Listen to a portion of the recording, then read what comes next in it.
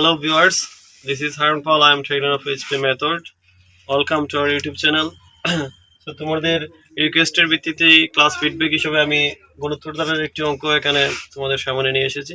আমি এর আগে আরো সমান্তর ধারার দুটো অঙ্ক আছে, তোমরা দেখতে পারো। আর গুণোত্তর ধারার অঙ্কটা এখানে আমি লিখেছি। So let's start the class.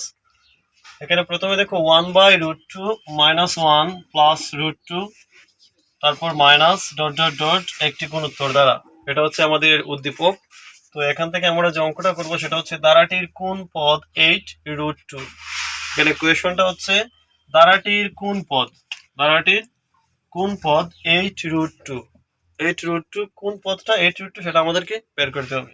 তো প্রথমত আমরা লিখবো প্রথম পদ এ সমান, প্রথম পদটা এই পদটা হচ্ছে প্রথম পদ 1/√2। এখানে লিখলাম প্রথম পদ 1/√2, এ সমান প্রথম পদ 1/√2। সাধারণ অনুপাত, আমরা জানি সাধারণ অনুপাত হচ্ছে আরটা আমরা বের করবো। আমরা এর আগে দেখেছিলাম ডিফারেন্সটা, অর্থাৎ এটার যখন আমরা এটাকে পার্থক্য, এখানে যে পার্থক্যটা আগে দেখিয়েছিলাম, ডিস্টেন্সটা বের করেছিলাম দ্বিতীয় রাশি থেকে প্রথম রাশি বিয়োগ করে। কিন্তু এই ক্ষেত্রে নিয়মটা একটু ভিন্ন। এই ক্ষেত্রে হবে প্রথম রাশি এবং দ্বিতীয় রাশি, অর্থাৎ প্রথম রাশিকে দ্বিতীয় রাশি দ্বারা ভাগ করতে হবে। আগেরটাতে আমরা বিয়োগ করেছিলাম, কিন্তু এখানে তার বিপরীত, অর্থাৎ ভাগ করতে হবে। তো ভাগ করলে আমরা এখানে প্রথমে লিখলাম -1টা রয়েছে দ্বিতীয় রাশি, এই -1 দ্বিতীয় রাশি, নিজে হচ্ছে তার প্রথম রাশি 1/√2। তো এখানে আমি এটা তোমাদেরকে দেখিয়েছি কিভাবে করেছি। এই দেখো -1, এটা হচ্ছে 1/√2। আমরা যদি এটাকে ভাগ করি তাহলে এটা কি হবে, এটা 1/√2। এই -1টা কিন্তু পূর্ণ সংখ্যা, সুতরাং এখানে -1 থাকবে। আর 1/√2 এটাকে এখানে যেহেতু আমরা পূরণ গুণ চিহ্ন দিয়েছি, গুণ চিহ্ন দেওয়ার কারণে এই ভগ্নাংশটা পরিবর্তন হবে, অর্থাৎ 1 চলে যাবে নিচে আর √2 চলে আসবে উপরে, কারণ 1টা উপরে ছিল, 1 চলে আসবে নিচে। তো এটা নিচের সংখ্যা, আমরা জানি এটা নিচে 1 আছে, লেখার প্রয়োজন নেই। তো এখানে -1, তো প্লাসে মাইনাসে -√2 দ্বারা 1কে গুণ করলে √2। তাহলে আমরা সাধারণ অনুপাত আর এর মানটা পেয়ে গেলাম কি, কতটুকুর পরিবর্তে আমরা সাধারণ অনুপাতের মানটা আর সমান আমরা লিখবো -√2। আর এর মানটা পেয়ে গেলাম -√2। মনে করি nতম পদ 8√2, এই যে আমাদের কোয়েশনে যেটা বলছে তারা, মনে করি nতম পদ 8√2। সো আমরা জানি nতম পদ, আমরা সূত্রটা ব্যবহার করব। nতম পদের সূত্রটা হচ্ছে, আমরা জানি nতম পদ সমান ar⁴n−1। এটা হচ্ছে nতম পদের সূত্র। আমরা সূত্রটা লিখলাম, আমরা জানি nতম পদ সমান ar⁴n−1। তো এখন আমরা মানটা শুধু লিখব। প্রশ্ন মতে ar⁴n−1 সমান 8√2। এর কারণ হচ্ছে এখানে আমরা according to the question ar⁴n−1 = 8√2। এই যে nতম পদ 8√2, এটা বের করার জন্য আমরা এই nতম পদের সূত্র সমান nতম পদ 8√2 ধরে নিলাম। এটা প্রশ্ন অনুসারে, এটা আমাদের মতো করে নি according to the question।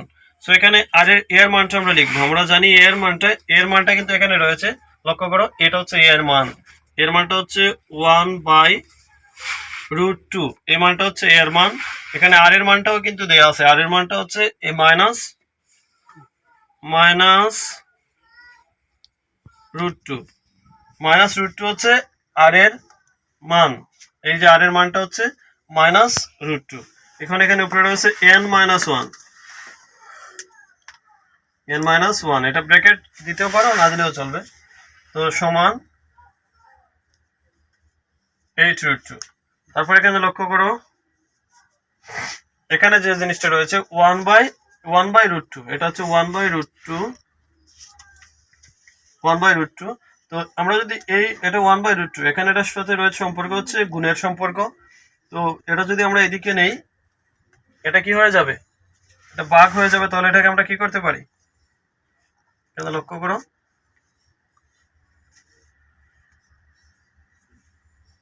n-1 লিখলাম সমান, আমরা এই সংখ্যাটা, এটা হচ্ছে 1/2, এটা আমি আগেও এখানে বলছিলাম, এই যে 1/2টা ভাগ করার পরে এখানে -√2 হিসেবে চলে গিয়েছিল। তো এখানে যদি আমরা এটাকে লিখি, তাহলে আমরা এটা এভাবে লিখতে পারি, 8√2 আর এটা গুণ করলে হয়ে যাবে শুধু √2। তো সমান সমান এখানে আমরা লিখতে পারি n-1 8 এখানে √2 তাহলে এটা √2 স্কয়ার হয়ে যাবে 2। এটা সমান আমরা লিখতে পারি কি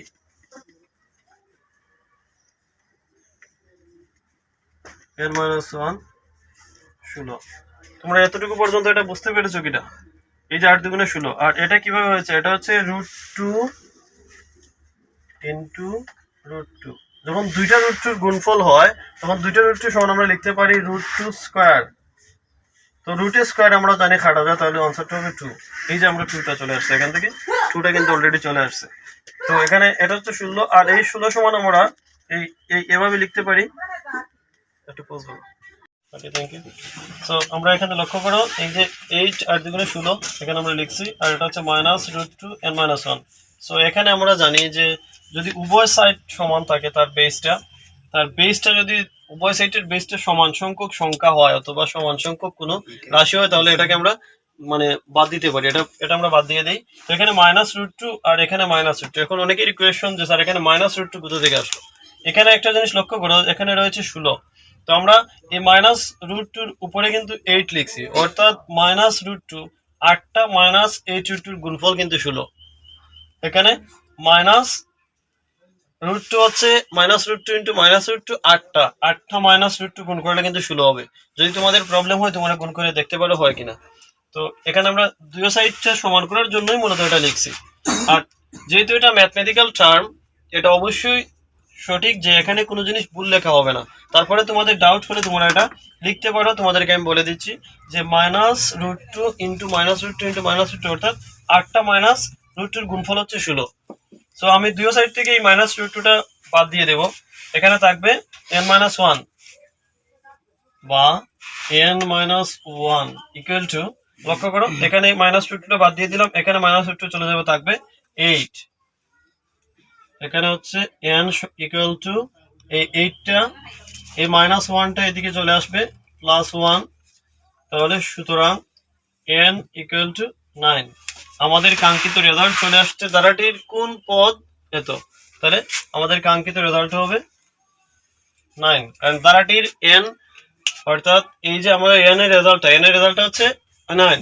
তারা কিন্তু বলছিল ধারাটির কোন পদ, এই যে 1/√2 - 1 প্লাস √2 মাইনাস ডট ডট একটি গুণোত্তর দ্বারা ধারাটির কোন পদ 8√2। ধারাটির কোন পদ 8√2। কোন পদ? 9তম পদ, অর্থাৎ 9 নম্বর পদ। ধারাটির 9ম পদ হচ্ছে 8√2। সো ডিয়ার স্টুডেন্টস, যদি এতক্ষণ পর্যন্ত তোমাদের এই সম্পূর্ণ ক্লাসটা ভালো লেগে থাকে তো please subscribe my channel, press the bell icon and বেশি বেশি করে শেয়ার করো, লাইক কমেন্টস করো, আর এইচপি মেথডের সাথে থাকো। ধন্যবাদ তোমাদেরকে। Till then take care, good by.